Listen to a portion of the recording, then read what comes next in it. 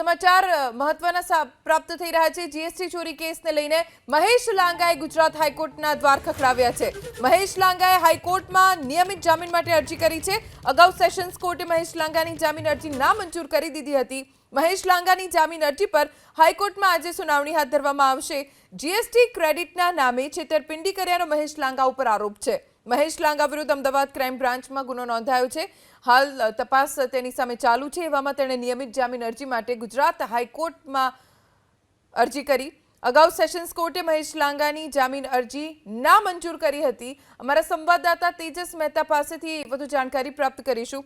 તેજસ, મહેશ લાંગાની નિયમિત જામીન અરજી માટેની આજે સુનાવણી હાથ ધરવામાં આવશે, વિગતો શું છે?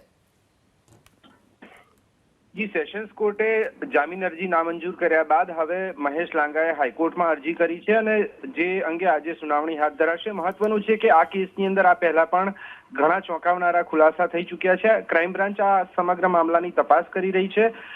साथे ज उच्च सरकारी अधिकारीओनी संडोवणी पण होवानी जे शंका हती तेने लईने तपास हाथ धरवामां आवी हती गांधीनगरमां पण, अने તેમાં પણ ઘણા ચોંકાવનારા ખુલાસા થયા હતા। દસ્તાવેજો સરકારી કચેરીમાંથી ગાયબ હોય તે પ્રકારની સ્થિતિ પણ સામે આવી હતી। આ તમામ બાબતે ક્રાઇમ બ્રાન્ચ તપાસ કરી રહી છે। તેવા સંજોગોની અંદર મહેશ લાંગાએ જે જામીન અરજી કરી છે, જે અંગે આજે કોર્ટની અંદર રજૂઆત થનાર છે। મુખ્યત્વે રજૂઆત આ કેસની અંદર પોતાની સંડોવણી ન હોવાનો દાવો છે અને નિયમિત જામીન આપવા જોઈએ, શરતી જામીન આપવા જોઈએ તે પ્રકારની માંગણી છે। આ સમગ્ર મુદ્દે સરકાર તરફથી આજે શું રજૂઆત થાય છે અને ત્યારબાદ કોર્ટ શું નિર્દેશો આપે છે તે મહત્વનું બની શકે છે। જી, આભાર તેજસ, જાણકારી આપવા માટે।